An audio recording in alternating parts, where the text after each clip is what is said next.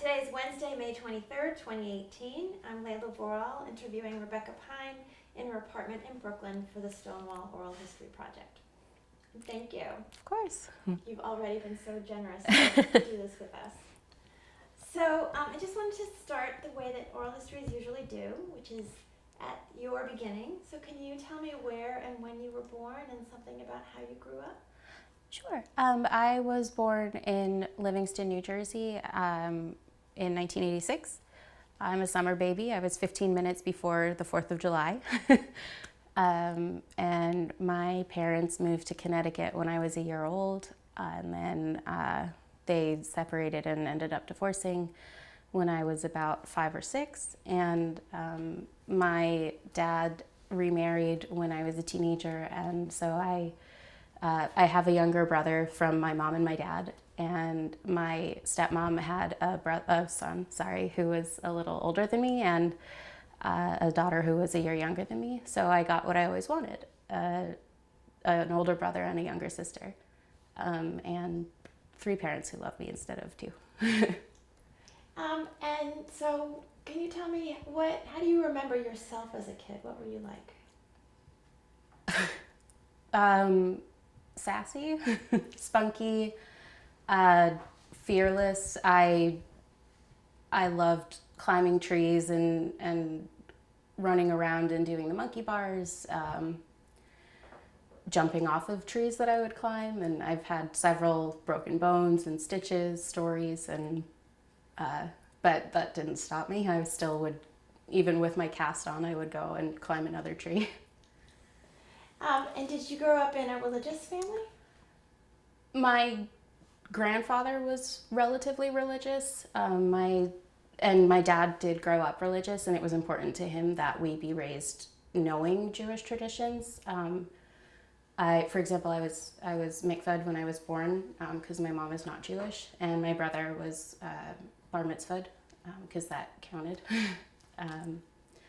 But my mom's Catholic, so we also grew up with Christmas and Easter and learning about that too. But we never went to church. I went a few times with my stepmom just because I was curious. But we did go to synagogue on Rosh Hashanah and Yom Kippur, but not really more than that. And to be mikvah'd means to be kind of brought into the faith since your mother wasn't Jewish? Yes. It's sort of like a baptism. You're put in water, which I assume is blessed. I'm not really familiar with much of it, but my dad, because he was bar mitzvah, he was able to be like my witness, and there was a rabbi there, and I think I was only a few days old. And what kind of community did you grow up in? Were you a working class kid, middle class, well-to-do?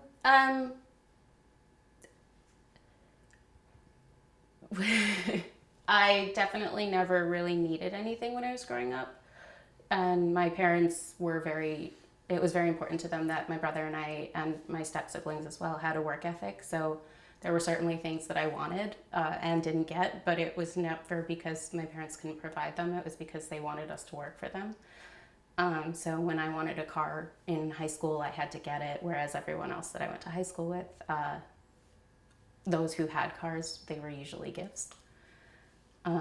So my car was not nearly as nice, but it was my car. And what did you think of that? I certainly appreciate it now. At the time, I probably didn't, and was probably rude about it because, 16 and not necessarily the nicest person in the world. But I really appreciate that that's how I was raised, because I really value everything that I have now because I worked so hard to get it.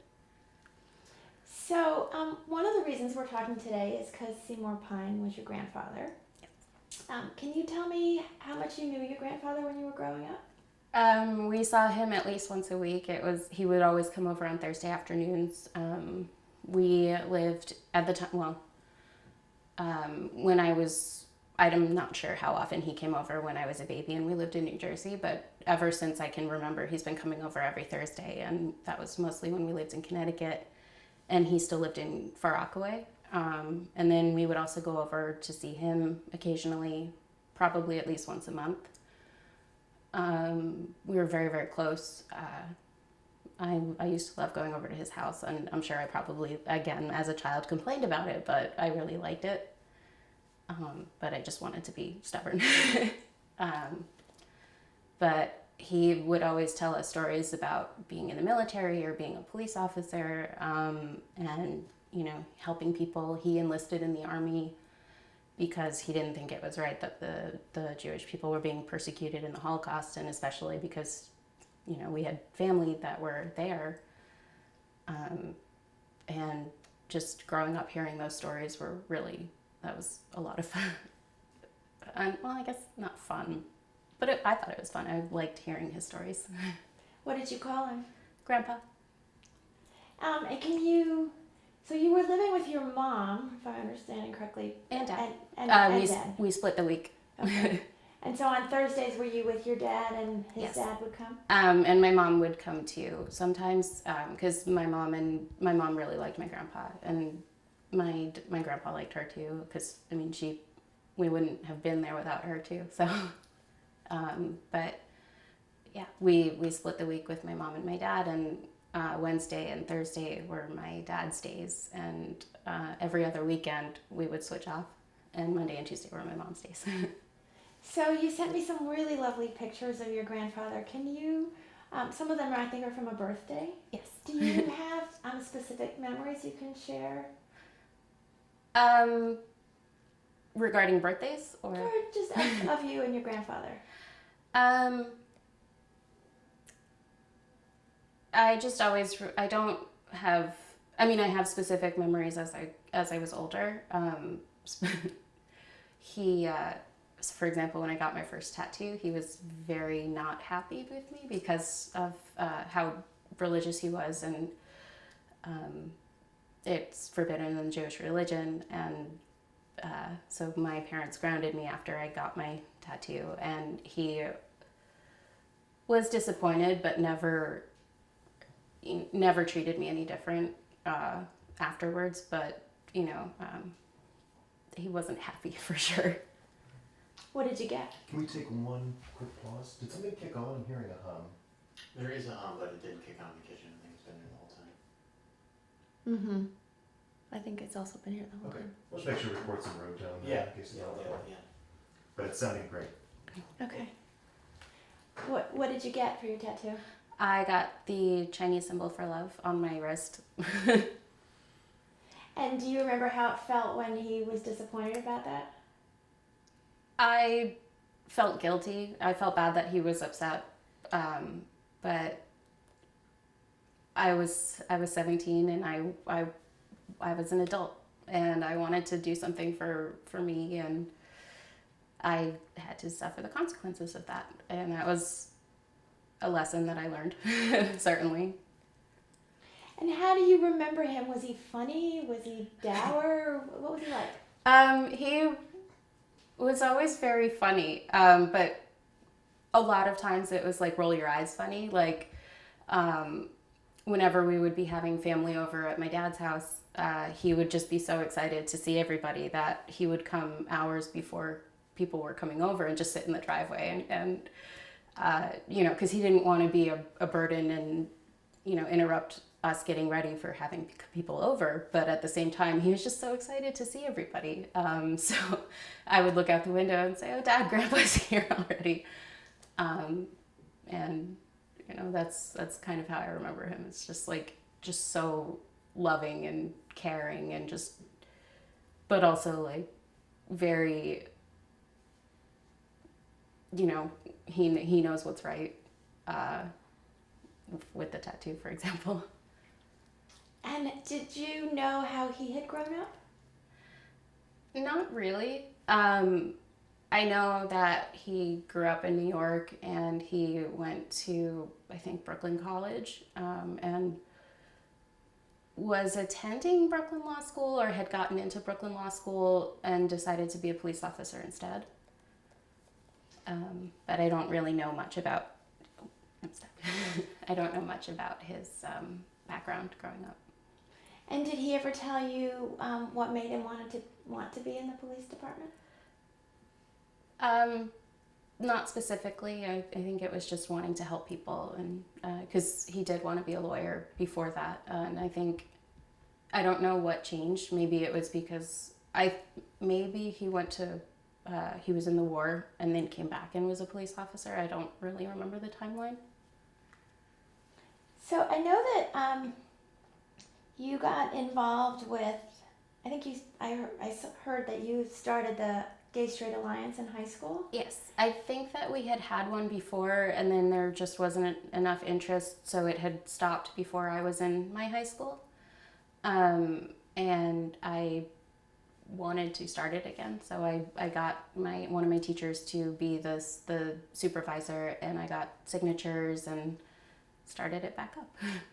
So, and where were you living at that point? In New Jersey. I went to Milburn High School. And what interest, why was that something you wanted to do? I really don't know. It was just something that I had wanted to start or get back, restart.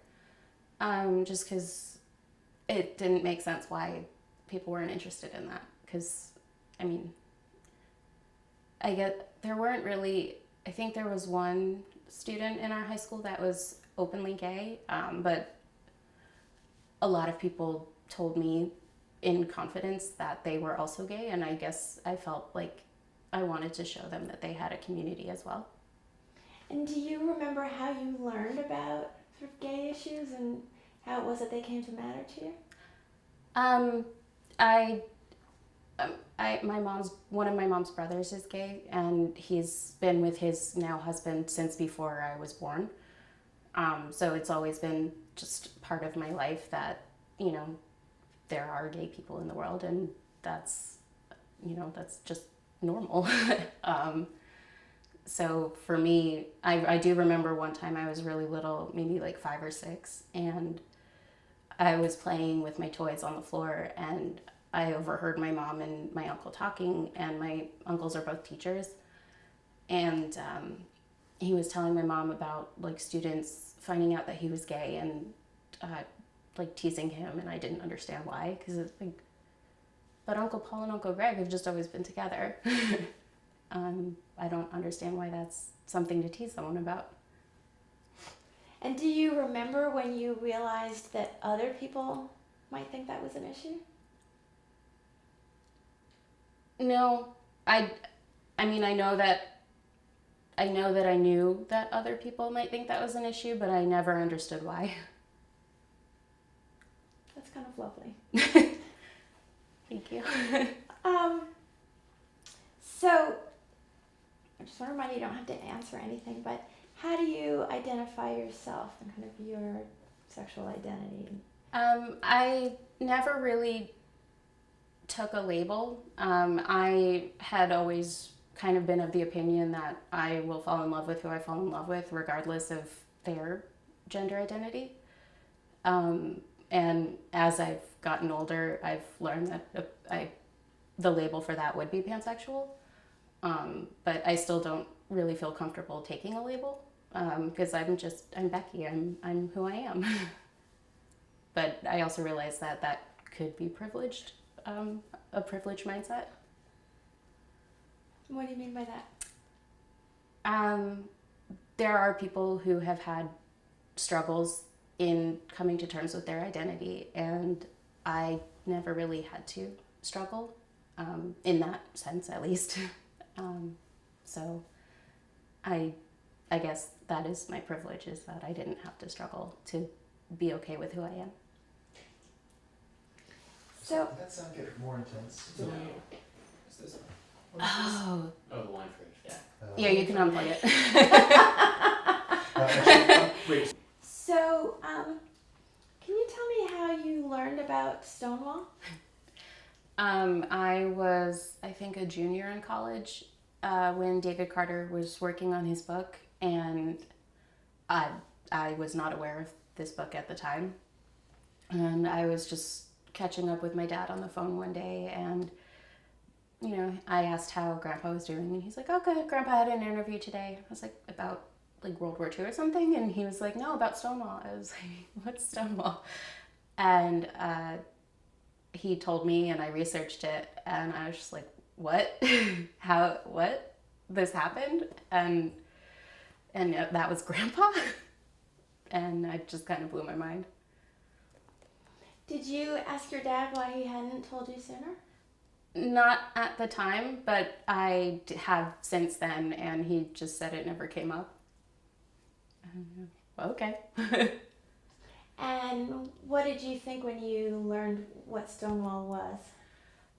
I was ashamed that I had that in my family history because I had always tried to make people feel comfortable in their own skin, and I made the mistake of reading maybe not the most knowledgeable articles or the comment sections, and took that to heart, that my grandfather was a bigot, or that he himself was one of the police officers that was harassing people, and I was just completely shocked and ashamed. And I remembered I spoke to one of my professors and also one of my best friends in college when I found out about it, and both of them kind of had the reaction of, oh, he's one of the bad guys. And I was like, oh, Grandpa, no, that's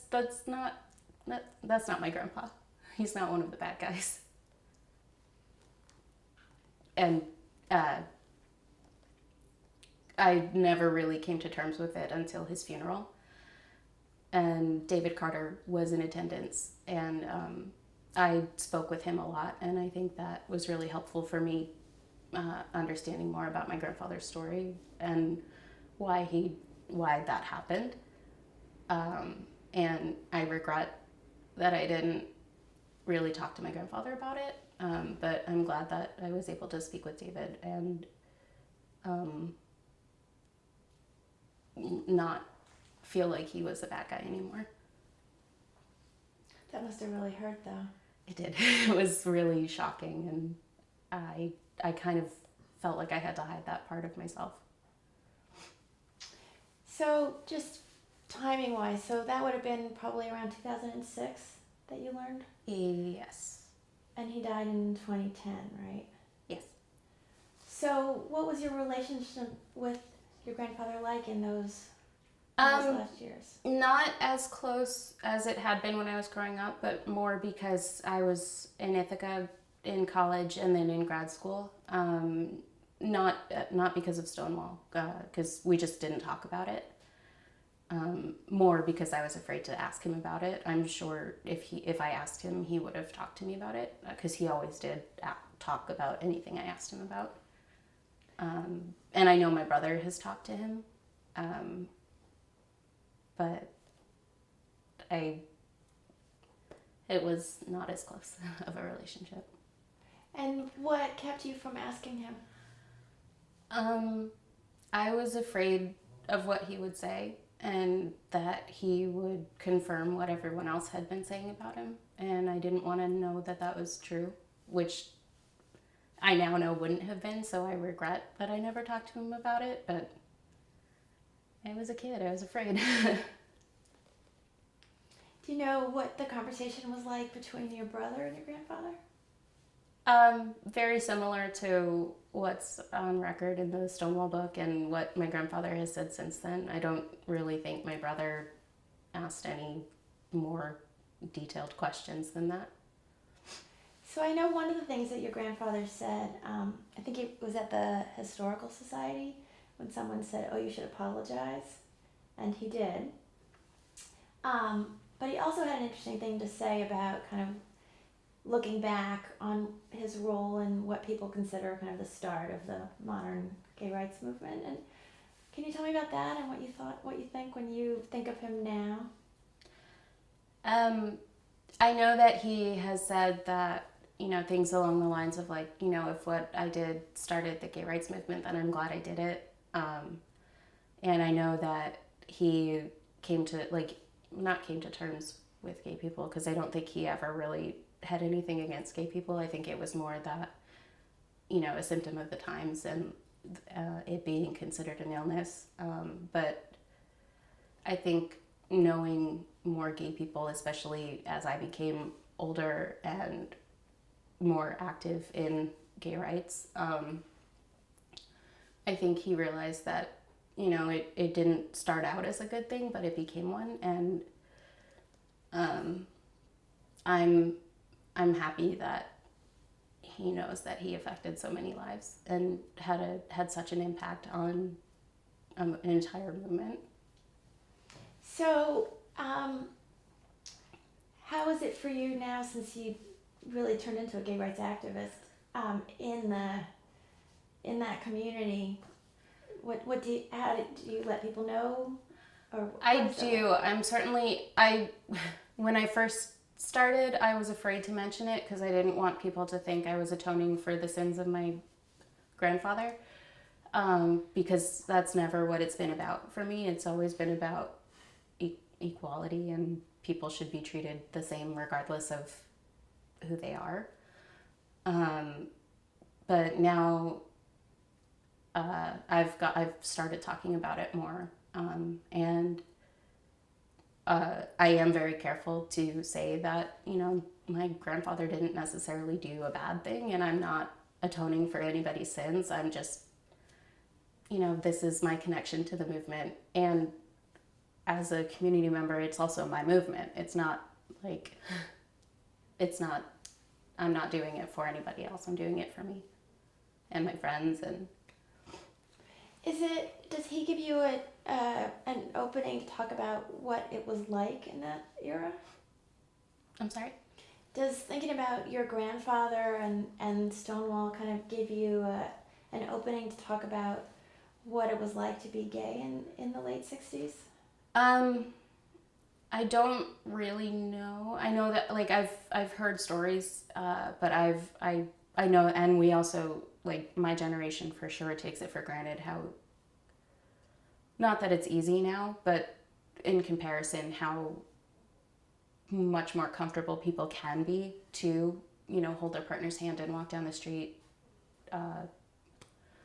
And I know that it wasn't the same in those days, and I know that I was actually I met someone who was involved in the original Stonewall riots, and I was actually terrified to meet him because I didn't want him to, you know, be mad at me or my grandfather. And when I met him, he was like, "Why are you upset? Like, you know, if it wasn't for your grandfather, we wouldn't be here right now." And so I really appreciate that that's how he's seen now, and that was also helpful in that I don't have to be afraid of this part of my history or family history. Did that feel like it took a little bit of a load off of you? Yeah, it did. I certainly feel more comfortable with sharing that part of my family's history and my history. And I certainly don't feel ashamed of it anymore, because especially after what that person said, it was really comforting to know that that's how he views it. So, I read David Carter's book, and I watched the film that it's based on. What did you sort of learn from him, and what was your sort of take on the way that he tells the story? In speaking with him specifically was the most helpful for me, because he was able to really tell me, because, you know, you can always read something, and I actually haven't seen the Stonewall Uprising films. I really should. I know that. But I spoke with him, as I said, at my grandfather's funeral, and it was really helpful to hear from him rather than just read it on a page on a book. That, you know, my grandfather was, you know, he was doing his job. He was really more interested in getting the mafia side of the Stonewall, and you know, for him it wasn't about like getting the gay people. And talking to David really helped me understand that sorry, I lost my train of thought. It helped me really see that, like, you know, other people also don't see it as that. And that he really was trying to be a good person, not one of the bad guys. Yeah, you don't want to hear anybody say that about someone you love. No. And why did David Carter come to the funeral? I don't know. Probably respect. I didn't actually ask him that. Were you glad he was there? I was. And have you talked to your dad? He would have been a kid, like maybe in 1969. Like, have you ever asked him what he remembers at that time? He was, I think, he was 17, and he was partying in the East Village, and you know, I guess rates were fairly common at that time. Well, they were fairly common at that time. And so he heard that there was a raid in the West Village and didn't really think anything of it. And then, you know, once it was in the news and everything, he was like, oh, Dad. Because I'm sure as a child of the 60s growing up with a policeman father was not necessarily conducive to having fun as a kid. So I guess that was even more like, oh no. It's kind of an irony, right? Yes. So have you learned about sort of other, because your grandfather was in an interesting position because he was in the sort of morals squad, not in a precinct. Did you kind of learn more about what that role was, like what that meant to be in that? And Not really, other than some stories from my dad about what that meant as having that as your father. But not really in what that meant as far as like roles in the 1969 police force. how do you think about kind of how you've developed your own sense of ethics and what's right and what's wrong and how to be in the world?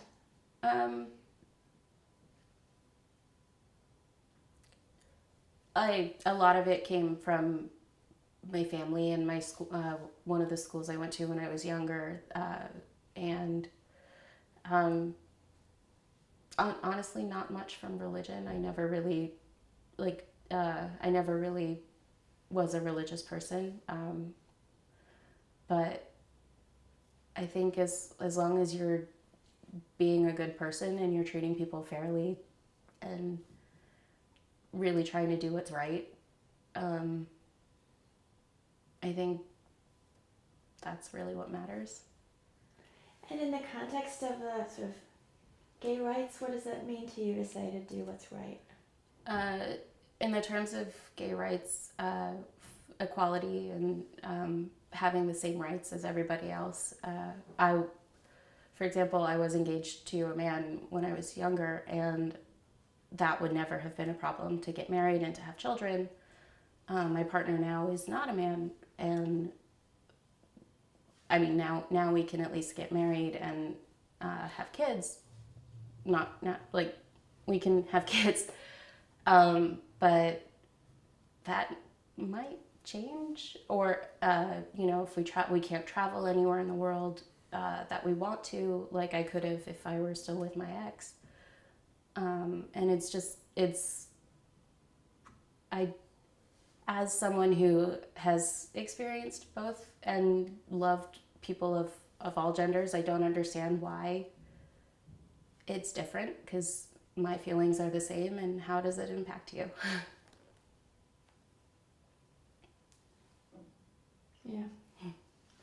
So when you think about your grandfather and you think about your own path, how do you relate sort of the world that he moved in, which is, you know, if nothing else, a function of the time he lived in, and the world that you move in and how you kind of fit together? Really, I think at the end of the day, we're both trying to do, or he was and I am trying to do what's right. And, you know, for me, that means activism and work. And I've worked in nonprofits and the causes that mean a lot to me. I'm supportive of, and you know, that also doesn't necessarily have to mean something that's a direct battle for me. It can be something that I'm not directly impacted by, but you know, someone I know is, or just generally I believe that it's something that's important, and I fight for that as well. And when did you at some point sort of commit that at least some part of your life would be about being active in the gay rights movement?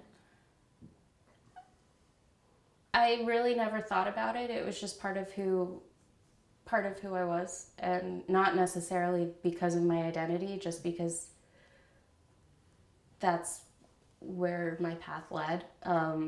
Starting with people confiding in me with their sexual or gender identities in high school, and then starting a community for them, and being involved in college, and since then. I know one of the things you've done is work for the Trevor Project. Can you tell me about that? As far as what they do, or yeah, and how you got there.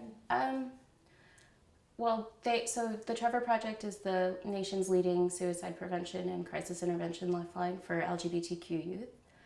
And I first got involved with them when I moved back here from Ithaca, and I didn't really speak to anyone from high school anymore. And I wanted to have friends who had similar values as I did and believed in causes that I did. And I started volunteering for the Trevor Project and was very involved with that, and then ended up applying for a job in fundraising with them, and the rest is history. And I was there for about 6 years total. And how meaningful was that work for you? It was and still is very meaningful. I still have people reaching out to me that want to support Trevor, and I'll connect them with the appropriate people, or figure out how I can help them do what they want to do. Okay. So I want to ask you about your grandfather a little bit more. I thought that's the story about him waiting outside the house. That's so charming and so specific, right? Like only you and your family know that. So are there other memories you have of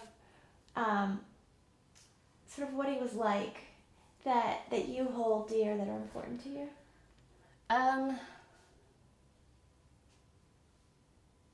I think not specific memories, but a feeling that I have is just how much he loved us. I have an older cousin who's the first grandchild, and then I'm the girl and my brother's the baby, and now we also have step siblings, and my cousin has step siblings too, and it's just more to add to the family for him. Like he never treated my step siblings any different than he treated me or my brother. He's just so loving and so caring, and he was always like, in the pictures that I sent you, I know that,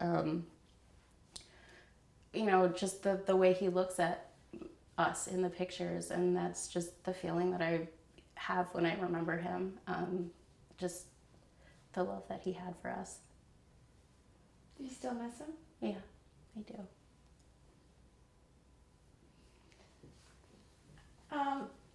So I want to ask you about the Stonewall Memorial, the National Monument. What did you think when Obama declared it a monument? I thought it was a really great moment in history. I kind of always thought it should have been a monument, and I'm glad it is now, and especially as we get closer to the 50th anniversary, I think it's really important that people know the history of the gay rights movement, and including things that came before Stonewall, and things that have happened since. And Is it alright if we swap media real quick? Yeah, absolutely. Rolling. okay. So you were talking about the right to marry and maybe feeling like it's a little precarious. I wanted to ask you about that. What are you thinking and what are you concerned about? I mean,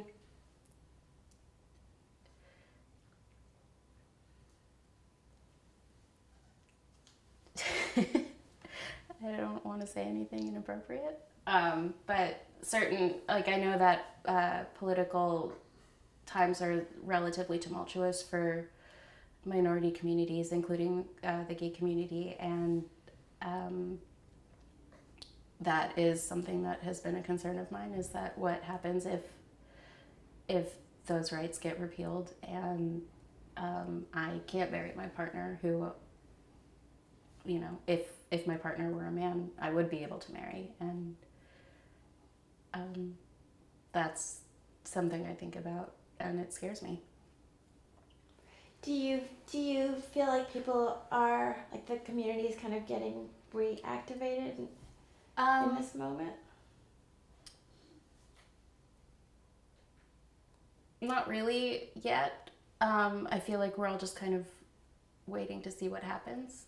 I know that, in the first few months and year of Trump's presidency, I attended a lot of protests, and a lot of people that I know attended a lot of protests, and I feel like that has, at least in my circles, calmed down a little bit, and we're just keeping an eye on things and ready to rally, but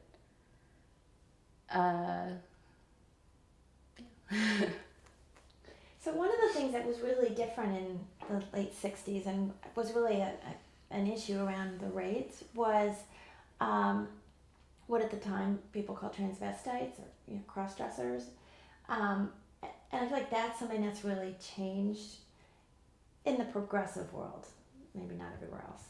And so what's your sense of that when you think about what you know about the world that you live in, move in now, and the world that your grandfather was living and moving in? I really wish my grandfather could see drag queens now. I think that he would think they were hilarious. And I really, I'm glad that, trans rights are a lot more than especially what they were then, but even, 5-10 years ago. I know that insurance companies are covering gender reassignment surgeries, and I think that's huge. And I think that my grandfather would be thrilled that people are able to be who they are. And do you have hopes for the times ahead? I do. I'm hopeful, and I know that if needed, we'll fight, and it will be okay. What's your attitude towards the police? I appreciate that. I appreciate that the police are there. I worry for, I don't know. Police officers I've met have been great, but I know that there are also stories that are less great, and that concerns me. And frankly, I feel like my grandfather would be concerned about those stories as well, and try to make it better. Is there anything you want to tell me about that I haven't asked you about your family, about your path, about your grandfather? No. What did tell me a little about what he looked like. What did he wear on Thursday nights when he came over? Slacks and a polo shirt. Sometimes like a short sleeve button down short shirt. when we went to synagogue, he would wear a jacket and a kippah. And your grandmother had died, I think, shortly after you were born. Is Yes. that right? She died when I was about 1. And was he alone after that? He remarried for a little while, but from what I understand from him, it was more because they wanted to travel together, and he thought it was inappropriate to travel together if they weren't married. And then they split up, and they lived in Israel, and she stayed there, and he came back here. Well, they split their time, they split their time when they were married, and then when they split up, he came back here. And is there anything else you want to tell me about him or how you think about him? Just, like I said, the love that he had for us is really what I remember most about him. Okay, thank you. Of course. I think we're good. Okay.